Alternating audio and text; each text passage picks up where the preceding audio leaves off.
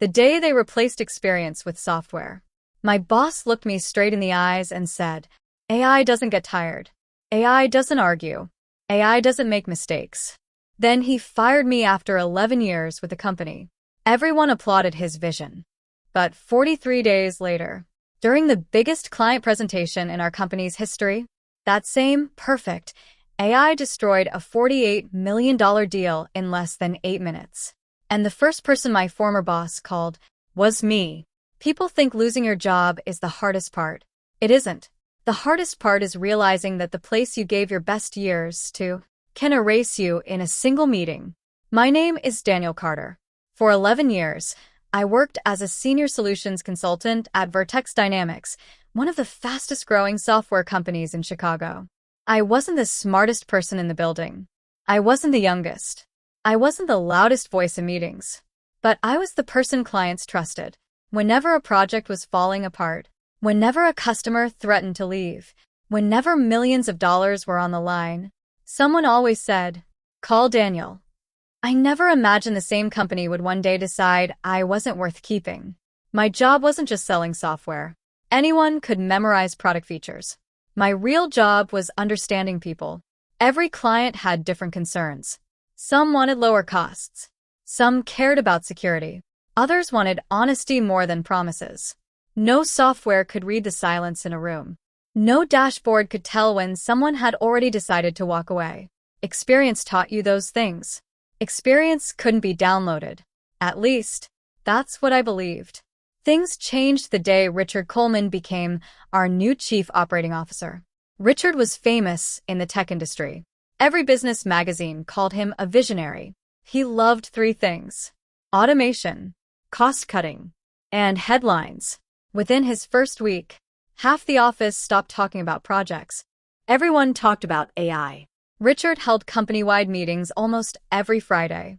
Every presentation looked the same. Huge graphs, fancy animations, buzzwords.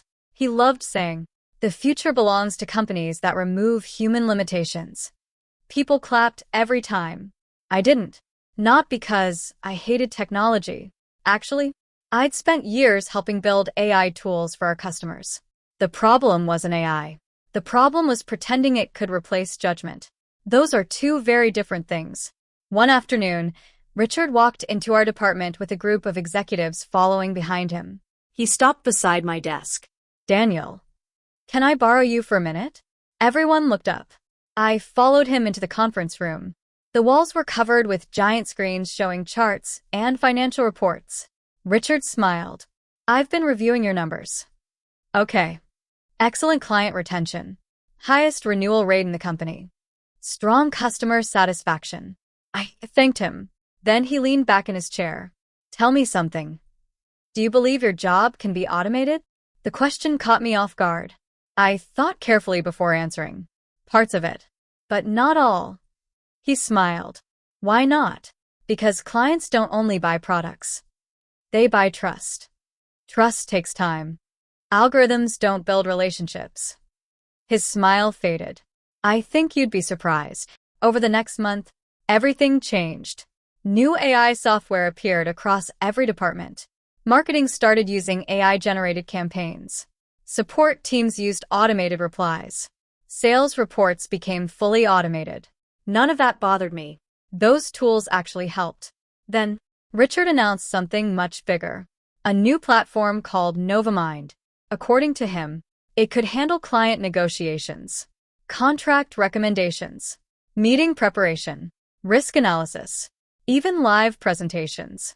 The company celebrated like someone had invented electricity.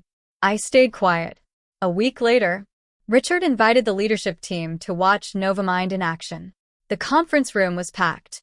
Department heads, board members, investors, even journalists. Richard stood proudly beside a giant screen. "Ladies and gentlemen, today marks the beginning of a new era. The AI analyzed customer data in seconds, generated proposals, predicted objections, suggested responses." Everyone looked impressed. Then Richard looked at me. "Daniel, would you like to challenge it?" I stood. "Sure." I played the role of a difficult client. I changed priorities halfway through the discussion, added unexpected legal concerns, mentioned a competitor that wasn't part of the original data. For a moment, Novamind hesitated. Then it answered confidently. The room applauded. Richard smiled proudly. You see? I nodded. It answered. It answered wrong. The room became quiet. I walked toward the screen. It assumed the client wanted the cheapest option. But I specifically said reliability mattered more than price. Richard crossed his arms. That's a minor adjustment. It cost the fictional client almost $4 million. No one laughed. No one clapped. Richard simply smiled again. It'll learn. That sentence bothered me all week. It'll learn. Maybe. But who would pay for the mistakes while it learned? 3 days later, I received an email from Human Resources.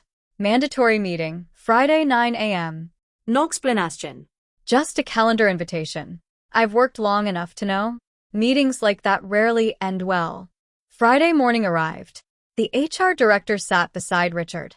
There was already a folder on the table. I recognized it immediately. Termination paperwork. Richard folded his hands. Daniel, this isn't about your performance. That's how every conversation starts. I almost smiled. We're restructuring. We're transitioning toward AI-assisted client management. I looked directly at him. So you're replacing me? We're replacing the position. No. You're replacing the person. He didn't answer. Instead, he slid the folder across the table.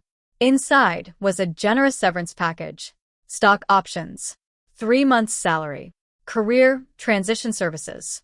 Everything except respect. Richard finally spoke. You've had a great career here, but the industry is changing. Novamind can now handle over 90% of your responsibilities. I asked one question. And the other 10%?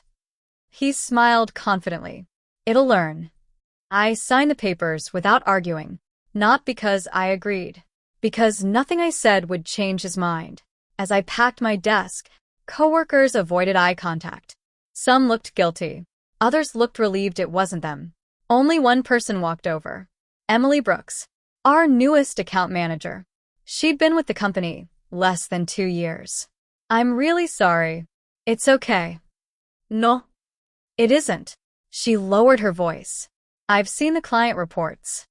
They're making a mistake. I smiled. Take care of yourself. She looked like she wanted to say more. Instead, she hugged me, then quietly whispered, I have a feeling this isn't over. Neither did I. That evening, I carried one cardboard box into my apartment. 11 years, reduced to a coffee mug, a framed team photo, several notebooks, and one award, Employee of the Year. 3 years in a row. I placed it inside a closet without looking at it again. Then my phone buzzed. A message from Emily. The biggest client presentation is in 6 weeks. Richard wants Novamind to handle everything live. I stared at the screen, then replied with only 3 words. Good luck.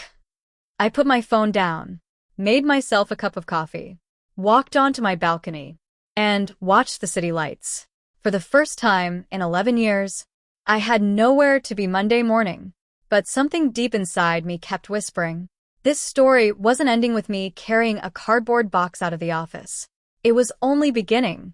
They trusted the machine more than the people. Monday morning felt strange. For the first time in over a decade, I wasn't rushing through traffic. I wasn't checking emails. I wasn't preparing for meetings. Instead, I sat on my apartment balcony with a cup of coffee, wondering what 11 years of loyalty had actually been worth. The silence was uncomfortable, not because I missed the job, because I missed the people, the clients, the conversations, the challenges. No software could replace those memories. 3 days later, my phone rang. It was one of my oldest clients, Mark Henderson, CEO of Henderson Logistics. I'd worked with him for almost 7 years. Daniel. I heard the news. I smiled. News travels fast. It does in this industry. There was a brief silence before he asked, So, who am I working with now? I already knew the answer. Novamind. He laughed. I was hoping you'd tell me that was a joke. It isn't. Another silence. Then he quietly said, I didn't sign a contract with software. I signed one because I trusted you. His words stayed with me long after the call ended. Meanwhile, inside Vertex Dynamics, things were changing faster than anyone expected. Emily continued sending me updates. Nothing confidential. Just enough for me to understand what was happening. One evening she texted, Richard eliminated 3 more senior positions today. Another message followed. Everyone's afraid to question Novamind. I replied, why? Her answer came almost immediately. Because Richard calls anyone who disagrees resistant to innovation. That sounded exactly like him. A week later, Emily called instead of texting. You won't believe this. What happened? They're preparing for the Titan Global presentation. Titan Global, the biggest logistics company in North America. Landing that account would change everything. The contract was rumored to be worth nearly $48 million over 5 years. Every software company wanted it. Vertex had been chasing the deal for almost 18 months. Who's leading the presentation? I asked. She hesitated. Novamind. I closed my eyes. And Richard. What about the sales team? They'll just be in the room, listening, watching, not speaking. I couldn't believe what I was hearing. Titan Global wasn't an ordinary client. Their executives were known for asking unexpected questions. They changed priorities halfway through meetings. They challenged assumptions. They negotiated aggressively. That wasn't a weakness. It was simply how experienced business leaders operated. No script could predict every conversation. Later that night, I opened my laptop and searched the news. Sure enough, Titan Global had recently acquired 3 international shipping companies. That meant their priorities had changed dramatically. Any proposal based on last month's information would already be outdated. I wondered, had anyone updated Novamind? Or were they assuming it already knew everything? Friday afternoon, Emily invited me for coffee. She looked exhausted. I barely recognize the office anymore. What do you mean? Nobody talks. Nobody debates ideas. They just wait for Novamind to tell them what to do. She stirred her coffee absent-mindedly. Richard says emotions create bad business decisions. I smiled sadly. And people actually believe that. Some do. The others. They're afraid. She leaned closer. I saw something yesterday. What? They ran another simulation. How did it go? It looked perfect, but... She stopped. But what? When one executive asked an unexpected question, the AI completely changed its recommendation. How much? Almost $15 million.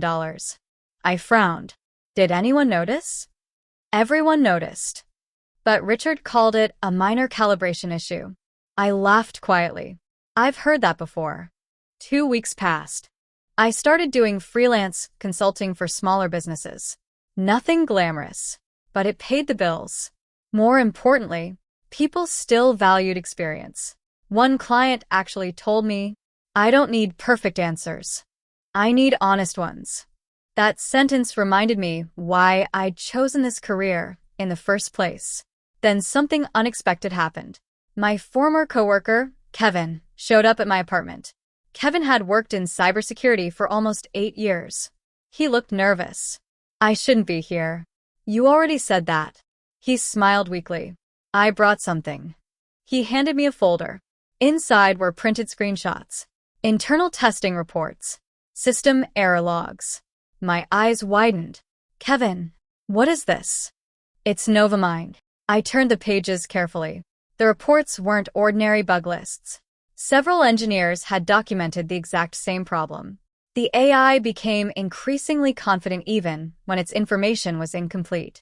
One engineer had written, the system struggles when clients suddenly change priorities during live discussions. Another report stated, confidence score remains high despite contradictory customer inputs. I looked up. Richard saw these? Kevin nodded. He ignored them. Why? Launch is next month. He says delaying would hurt investor confidence. So, instead, they're gambling. Kevin didn't answer. He didn't have to. That night, I couldn't stop thinking about those reports. The software wasn't broken. It simply wasn't ready. There was a huge difference. A human consultant would say, "I don't know. Let me verify that." But software often couldn't admit uncertainty. Sometimes, confidence sounded more convincing than honesty, until reality proved otherwise. 3 days before the Titan presentation, Emily called again. This time, she sounded scared. "Daniel, Richard wants Novamind to answer questions without human approval. What? No manual review." No consultant. No backup. I stood up immediately. "Has anyone objected?" "The engineering team." "What happened?" "They were removed from the project." I rubbed my forehead. This is insane. I know. The night before the presentation, I barely slept. Not because I still worked there, because I knew exactly what kind of pressure everyone inside that conference room would be under. Titan Global wasn't buying software. They were deciding the future of their business. One mistake could destroy years of trust. At exactly 8:15 the next morning, my phone buzzed. A text from Emily. "They're setting up." 10 minutes later, another message. "Titan executives just arrived." Then, nothing. Almost an hour passed. I tried focusing on my own consulting work. It was impossible. Something didn't feel right. At 9:47, my phone finally rang. "Emily." I answered immediately. "What happened?" She wasn't speaking. I could only hear shouting in the background. Then, Her voice came through, barely above a whisper. "Daniel." It started. What started? The disaster. Before I could ask another question, the call disconnected. I stared at my phone. Seconds later, it rang again, but this time, the name on the screen wasn't Emily. It was someone I never expected to hear from again. Richard Coleman, the man who looked me in the eye and said AI never made mistakes. I let the phone ring once, twice. 3 times. Then I answered, without saying a single word. On the other end, for the first time since I'd met him, Richard didn't sound confident. He sounded terrified. 8 minutes that destroyed everything. I looked at Richard's name on my phone. Just 6 weeks earlier, he had told me my experience was outdated. Now, he was calling me. I answered but didn't say anything. For a few seconds, Neither did he. Finally, I heard him take a deep breath. "Daniel." His voice was completely different. No confidence. No arrogance. Just panic. "We have a problem." I looked out my apartment window. I assumed everything was under control. It isn't. I thought AI didn't make mistakes. Silence. Long silence. Then, "Can you come to the office?" no. "Please. I don't work there anymore." "I know. We need your help." I wasn't interested in making him suffer. But I wasn't interested in saving him either. "What happened?" I asked. Richard lowered his voice. "The presentation went wrong." "How wrong?" "It misunderstood the client's restructuring plans." "I warned you." "I know. It generated contract terms based on outdated shipping regulations." "I warned you." "It accused Titan Global of hiding financial information."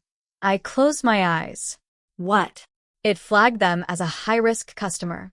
"During the meeting?" "Yes." I couldn't believe what I was hearing. Richard continued. "The board is still here. They've paused the meeting. They're giving us one last chance." I asked quietly, "Why are you calling me?" "Because they asked for you." That surprised me. Who? Margaret Lewis, Titan Global's chairwoman. I remembered her immediately. 5 years earlier, she and I had spent 6 months solving a complicated logistics project. We'd stayed in touch after that. Not as close friends, just professional respect. Apparently, she hadn't forgotten. "I'll think about it." Richard sounded desperate. "Daniel, if you don't come, we're going to lose everything." I replied calmly. Maybe that's what happens when you replace people before understanding what they actually do. Then I ended the call. 10 minutes later, another phone call. This time, Margaret herself. "Daniel, it's been too long." "It has." I wish we were speaking under better circumstances. So, do I? She sighed. I'll be honest. This presentation has been a disaster. What happened? I asked the AI a simple question. What question? What would you recommend if our Asian expansion moves 6 months earlier than expected? I immediately understood. That wasn't part of the original proposal. It required real-time thinking. Margaret continued. Instead of asking for clarification, it completely rewrote the implementation plan. Wrong. Completely. It recommended closing 2 profitable distribution centers. My stomach tightened. Those facilities were the backbone of Titan's international network. Closing them would cost hundreds of millions. And then, I asked. It became worse. She laughed softly, not because it was funny, because she couldn't believe it herself. When one of our directors questioned the recommendation, the AI insisted the director was misunderstanding his own company's strategy. I couldn't help shaking my head. A machine had just argued with the people who actually ran the business. Margaret's voice became serious. Daniel, I know you don't work there anymore, but I trust you. I need your opinion. That sentence meant more than she probably realized. After everything that had happened, someone still trusted my judgment. I'll come. 25 minutes later, I walked into Vertex Dynamics again. Nothing had changed. Same reception desk, same glass walls, same company logo, but the atmosphere felt completely different. Nobody smiled. Nobody spoke. Employees hurried through the hallways carrying laptops and printed reports. The excitement surrounding Novamind had disappeared. Fear had replaced it. Emily met me near the elevator. The moment she saw me, she almost hugged me. I knew you'd come. How bad is it? She whispered. Worse than Richard told you. As we walked toward the executive conference room, She filled me in. the AI promised delivery timelines we physically can't meet. It offered discounts nobody approved. It confused European regulations with Canadian compliance rules. I stopped walking. How many mistakes? Emily looked at me. We stopped counting. The conference room doors opened. Inside sat 12 executives from Titan Global. Richard stood beside the screen looking exhausted. Several engineers frantically typed commands trying to stabilize Novamind. The large display now showed one message. Processing updated strategy. It had been processing for almost 12 minutes. Margaret stood as I entered. Daniel. She smiled warmly. I'm glad you're here. So am I. Richard walked toward me. I'm sorry. I looked at him. For what? He hesitated. For everything. I nodded once, then turned toward the clients. Business first. Feelings later. I approached the presentation screen. The engineers explained what happened. Novamind had received multiple unexpected questions at the same time. Instead of asking for clarification, it tried answering all of them simultaneously. Each answer changed another recommendation. Eventually, the entire proposal contradicted itself. I looked around the room. Every executive looked frustrated, not angry, disappointed. There was still a chance. A very small one. I turned toward Margaret. May I ask a question? She smiled. Please. If we forget every slide we've seen today, what problem are you actually trying to solve? The room became quiet. Then, for the next 15 minutes, nobody talked about software. Nobody mentioned algorithms. Nobody looked at charts. Instead, the executives described their real concerns.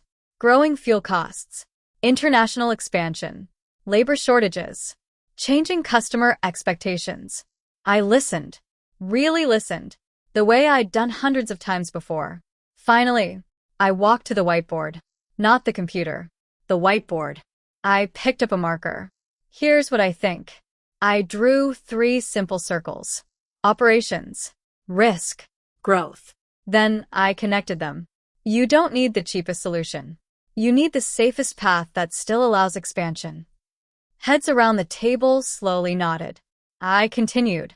Closing your distribution centers saves money today, but loses flexibility tomorrow. Margaret smiled. Exactly. She understood. For the next 40 minutes, We rebuilt the proposal from scratch. No fancy graphics. Just conversation, questions, experience, and honest answers.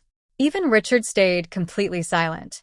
When we finally finished, Margaret closed her notebook. She looked around the room before speaking. She pointed toward the whiteboard. This is the meeting we expected. One director laughed. I almost forgot we were buying software. Everyone smiled. The tension finally disappeared. As the Titan executives prepared to leave, Margaret stopped beside Richard. We'll review the revised proposal. Then she looked at me.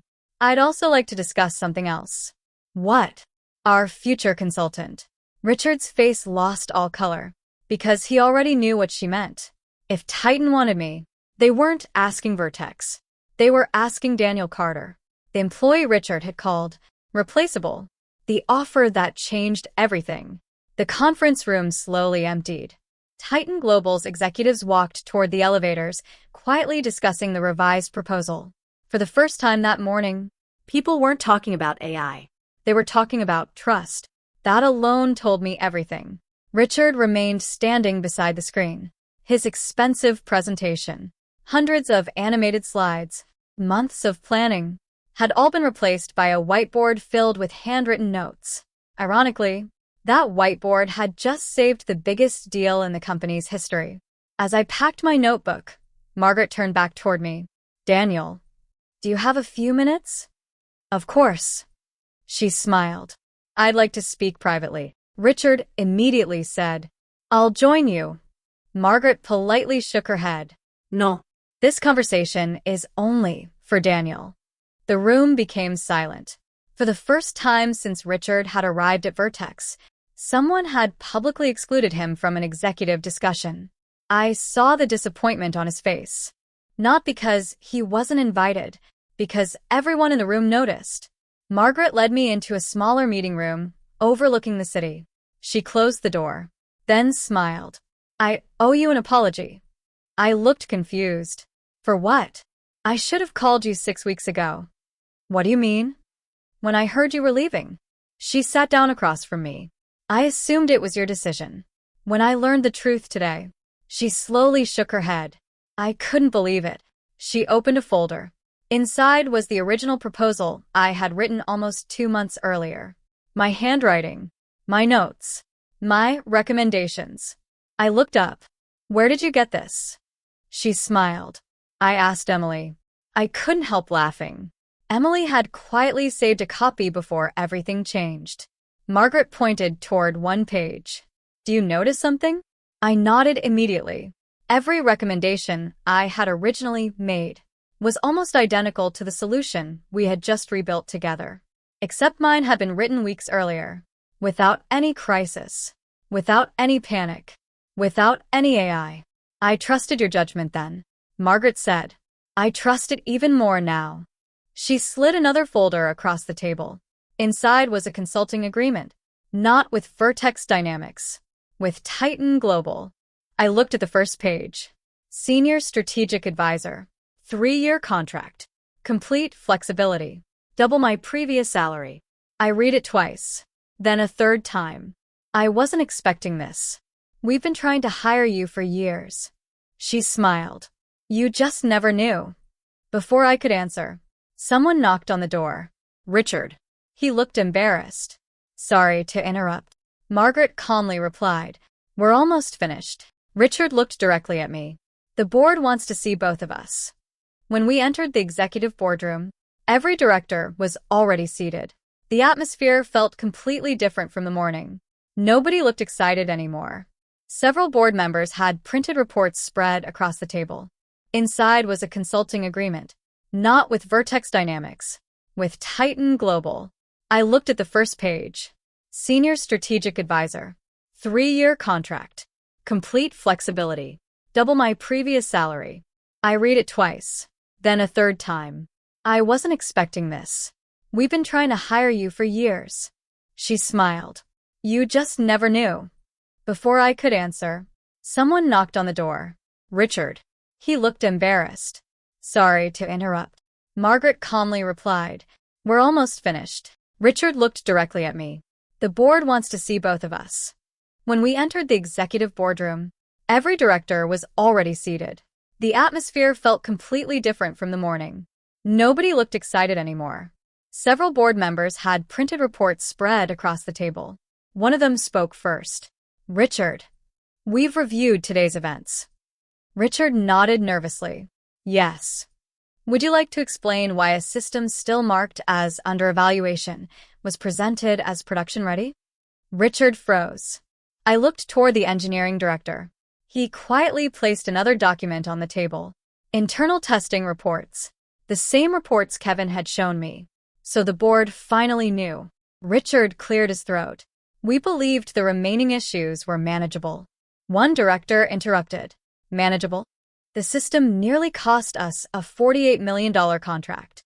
Another board member added. Our engineers recommended delaying deployment. Richard stayed silent. Then, something unexpected happened. The engineering director spoke. I'd like the minutes to reflect that several warnings were ignored. Another executive nodded. So would I.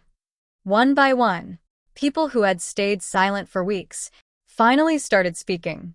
I realized something important. Richard hadn't created a culture of confidence. He'd created a culture of fear.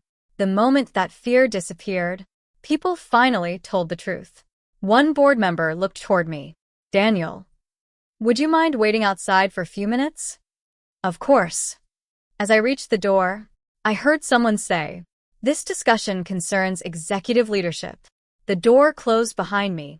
Emily was waiting in the hallway. What's happening? I honestly don't know. She smiled.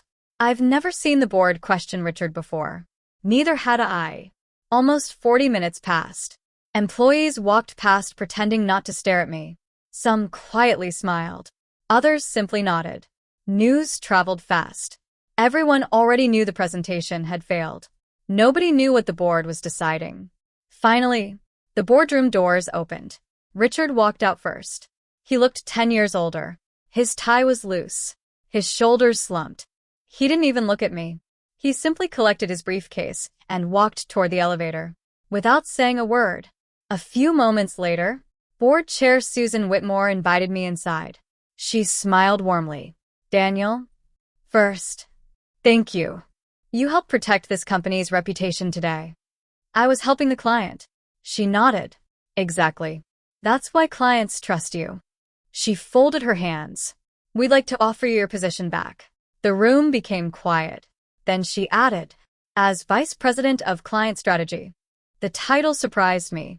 So did the salary. It was significantly higher than before. But something inside me hesitated. Susan noticed. You don't seem excited. I smiled honestly. I'm grateful. But I'd like to ask something first. Go ahead. Would anything actually change? The room fell silent. One director answered. Yes. How? No major technology decisions will ever replace experienced people without independent review. Another director continued. We're creating a human oversight committee. Every AI recommendation would require approval from experienced consultants before reaching clients. I couldn't help smiling. Not because I had been proven right, because someone had finally understood the real lesson. Technology wasn't the enemy. Blind trust was. I need 24 hours. I finally said. Susan nodded. Take all the time you need. That evening, I walked along the Chicago River thinking about the offer. My phone rang. It was Kevin. Did they offer you the job? They did. You should know something. What? The employees heard. And nobody's talking about Novamind anymore. They're talking about you. I laughed. Why? Because for the first time, someone reminded everyone that experience still matters. I ended the call and looked across the river. The city reflected in the water. 43 days earlier, I'd left Vertex carrying one cardboard box. Now, the same company wanted me back in one of the highest leadership positions. Life has a strange way of testing people. Sometimes success isn't about proving your enemies wrong. Sometimes it's about deciding whether they're worth going back to at all. As I walked home, I realized the biggest decision of my career still hadn't been made. And the answer would change far more than my future. It would decide what kind of leader I wanted to become. The decision money couldn't buy. That night, I barely slept. The offer from Vertex Dynamics sat on my kitchen table. Vice president. Almost double my old salary. Company shares. A corner office. Everything I had worked toward for 11 years. 43 days earlier, they had taken it all away without hesitation. Now, They wanted to hand it back as if nothing had happened. The question wasn't whether the offer was good. The question was, could I ever trust them again? The next morning, I met Emily for breakfast. She already knew about the offer. The whole office is talking about it. She smiled. Everyone thinks you'll come back. What do you think? She didn't answer immediately. Instead, she stirred her coffee for a few seconds. I think you stopped being an employee the day you walked back into that meeting. I laughed. What does that mean? It means you don't need them anymore. Her words stayed with me. Before leaving the cafe, Emily handed me a small notebook. I found this in your old desk. I smiled the moment I saw it. It was the notebook I'd carried to every client meeting. Inside, no fancy charts. No complicated formulas. just handwritten notes. Questions clients had asked. Mistakes I'd made. Lessons I'd learned. On the first page, I'd written something almost 10 years earlier. People remember how you make them feel long after they forget what you sold them. I smiled. That sentence had built my career. Around noon, Titan Global called. Margaret invited me to lunch. When I arrived, she was already waiting. So, She asked. have you made your decision? Not yet. She nodded. I hoped you'd say that. She slid another folder across the table. This isn't a consulting contract. I opened it, then froze. Director of Global Client Strategy. Titan Global. Permanent position. International projects. Leadership team. Complete authority to build my own department. I looked at Margaret. This is, she smiled, a better offer. Why me? I asked. She leaned back in her chair. Yesterday, I watched a room full of executives panic. Computers failed. Presentations failed. Leadership failed. But one person stayed calm. She looked directly at me. You. She continued. You didn't blame anyone. You didn't try proving you were right. You solved the problem. That's the kind of leader we want. I couldn't argue with that. When lunch ended, Margaret said, one final thing. Whatever you choose. Don't choose based on revenge. Choose based on peace. Later that afternoon, I returned to Vertex one last time. Susan Whitmore greeted me personally. Have you reached a decision? I have. She smiled hopefully. We walked into the boardroom. Every director was waiting. Even Richard was there. He looked completely different. No expensive speech. No confident smile. Just quiet. Susan began. We're prepared to finalize your contract today. I took a deep breath. I appreciate the offer, the promotion, the apology, and the confidence. I paused. But I can't accept it. The room became silent. Nobody moved. Susan looked disappointed. May I ask why? I nodded. Because trust isn't rebuilt with a bigger paycheck. It's rebuilt through time. And I'm not ready. No one argued. They understood. Richard finally spoke. I owe you more than an apology. I looked toward him. He stood slowly. I spent months trying to prove machines were better than people. I forgot something. What? They don't earn trust. People do. The room remained completely silent. Richard looked around the table. I pushed Novamind into production. I ignored engineers. I ignored Daniel. Ignorat clients. And yesterday, I almost destroyed everything. For a man who had always believed admitting mistakes was weakness, this was the hardest thing he'd ever done. Everything. He quietly added. Several directors lowered their eyes. Even though everyone expected it, hearing the words still felt strange. Richard placed his company badge on the table, then looked at me. I hope one day you'll forgive me. I answered honestly. I don't hate you, but I won't forget what happened. He nodded. I wouldn't expect you to. Then, Without another word, he walked out. The door closed behind him, and just like that, the man who believed AI could replace everyone was replaced by his own decisions. The following week, Vertex announced major changes. Every AI-generated recommendation would require human review. Senior employees were invited back to help redesign company policy. The engineering team finally received authority to delay releases they believed weren't ready. For the first time, experience carried as much weight as innovation. Not because technology failed, because leadership had. Kevin called me. You should see the office. Different. Completely. People actually speak during meetings again.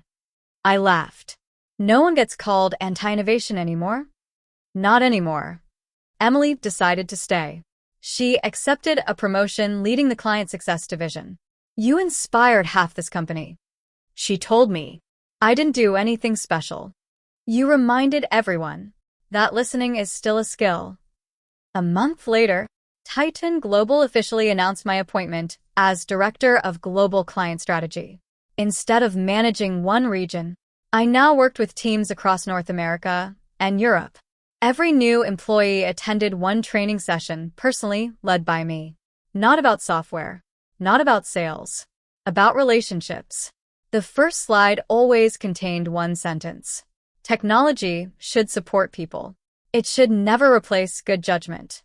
3 months later, I attended a technology conference in New York. Hundreds of executives filled the auditorium. Ironically, the keynote speaker canceled at the last minute. The organizers asked if I would take his place. I smiled. Sure. As I walked onto the stage, I noticed someone sitting quietly in the back row. Richard. He wasn't speaking. He wasn't networking. He was simply listening. For the first time in years, he looked like someone willing to learn. I didn't mention him during my speech. There was no reason to. Life had already taught the lesson better than I ever could. The audience applauded as I finished with one sentence. Technology can process information faster than any human. But trust is still built one conversation at a time. The room stood and applauded. And in that moment, I realized I hadn't lost my career 6 weeks earlier. I'd simply been pushed toward a better one. The lesson no algorithm could learn. 6 months later, life looked completely different. Every Monday morning, I walked into Titan Global's headquarters without checking over my shoulder. There was no office politics, no fear of speaking honestly, no executive trying to impress investors with impossible promises. Instead, every meeting began with the same question. What are we missing? That simple question changed everything. Because the smartest people in the room weren't the ones pretending to know every answer. They were the ones willing to admit what they didn't know. Our department grew quickly. We hired experienced consultants from different industries. Former logistics managers, supply chain experts, customer relationship specialists, even retired executives. Some people questioned why we weren't replacing more positions with automation. My answer never changed. We'll use technology, but people will always make the final decision. No one argued. Not after hearing what had happened at Vertex. One morning, Emily called. You'll never guess who's in our office. Who? The new CEO of Vertex. I thought they hired someone internally. They didn't. They brought in a woman from Boston. Her name's Sarah Bennett. She wants to meet you. I smiled. Why? She says she owes you a thank you. 2 days later, Sarah visited Titan Global. She wasn't what I expected. No expensive speech. No dramatic entrance. She simply walked into my office and shook my hand. I've heard a lot about you. I've heard a little about you. She laughed. Hopefully, the good version. We both smiled. She sat down. I wanted to tell you something personally. Go ahead. The first thing I did after becoming CEO. I watched the recording of the Titan presentation. I nodded. It wasn't easy to watch. No. It wasn't. She looked thoughtful. But do you know what surprised me the most? What? It wasn't the software failure. It was the silence. I frowned. What do you mean? Dozens of intelligent employees sat in that room. They knew something was wrong. But nobody felt safe enough to speak. She was right. The technology hadn't caused the disaster alone. Fear had. Sarah continued. We've changed everything. Every employee can now challenge a decision. No punishment. No retaliation. Even interns. I smiled. That's a good start. Before leaving, she handed me a small box. I think this belongs to you. Inside was my old company nameplate, Daniel Carter, Senior Solutions Consultant. I laughed. I haven't seen this in months. Our facilities team found it in storage. I ran my fingers across the engraved letters. It reminds me where I started. Sarah smiled. And hopefully, not where you finished. A few weeks later, I received an invitation to speak at the National Business Leadership Conference. More than 3,000 executives attended every year. This year's topic was simple: leadership in the age of artificial intelligence. The irony wasn't lost on me. 6 months earlier, I'd been unemployed. Now, People wanted advice. Backstage, the event organizer asked, "Can we introduce you as the man who proved AI doesn't work?" I shook my head immediately. no. Why not? Because that's not what happened. He looked confused. So, what had happened? I smiled. A leader stopped listening. That's the real story. When I walked onto the stage, the audience applauded politely. I looked across thousands of faces. Then I began. 6 months ago. My career ended. At least, that's what I thought. The room became quiet. I told them everything. About Richard. About Novamind. About Titan Global. About the presentation. About the whiteboard. But I never tried to embarrass anyone. I never called Richard foolish. Because the truth was, he wasn't a villain. He was someone who became so obsessed with proving he was right that he stopped listening. That can happen to anyone. Halfway through my speech, I asked the audience a question. Thousands of hands went up. I smiled. Now, keep your hand raised if you admitted it immediately. Almost every hand slowly dropped. The audience laughed. So did I. Because that's the hardest part. I continued. Technology will continue improving. It should. It will make our jobs faster. It will help us solve bigger problems. But here's something every leader should remember. No computer has ever looked a worried client in the eyes. No algorithm has ever earned forgiveness after making a mistake. No software has ever stayed late because a teammate needed help. Those things still belong to people. The applause lasted nearly a minute. As I stepped off the stage, someone called my name. Daniel. I turned around. Richard. He looked healthier than the last time I'd seen him. Less stressed. More human. He smiled awkwardly. Congratulations. Thank you. I watched your speech. What did you think? He laughed quietly. I wish I'd heard it a year ago. We walked outside together. For a few moments, neither of us spoke. Finally, Richard broke the silence. I started teaching. I looked surprised. Teaching? A local business school. What do you teach? He smiled. What not to do. We both laughed. I owe you something, He said. You already apologized. I know, but I never explained why I became so obsessed. I listened. When I accepted the COO position, the board expected impossible growth. I thought automation would make me look like a genius. So I stopped seeing employees as people. I started seeing numbers. He shook his head. That's the biggest mistake I ever made. I've learned something, he continued. What's that? The smartest leaders aren't the ones with the newest technology. They're the ones who know when to trust the people standing beside them. I nodded. I hope your students remember that. I think they will. Before leaving, Richard held out his hand. This time, it isn't business. It's simply respect. I shook his hand. Not because everything had been forgotten, because carrying anger any longer wouldn't change the past. Sometimes closure isn't about winning. It's about finally putting the weight down. That evening, I returned home, placed my conference badge inside a drawer, then noticed something sitting on my bookshelf. My Old Employee of the Year award. The one I'd hidden away after losing my job. I picked it up, smiled, then placed it back on the shelf. Not because it proved I was successful, but because it reminded me of something much more important. Titles disappear. Companies change. Technology evolves. Character remains. And no software will ever replace that. Moral of the story. Technology is one of the greatest tools ever created, but it is still only a tool. It can analyze data, recognize patterns, and work faster than any person. What it cannot replace is honesty, empathy, accountability, and the wisdom that comes from real experience. Great leaders don't succeed because they know everything. They succeed because they listen to the people around them, admit mistakes, and understand that innovation works best when it empowers people instead of replacing them. In the end, the biggest deal wasn't saved by artificial intelligence.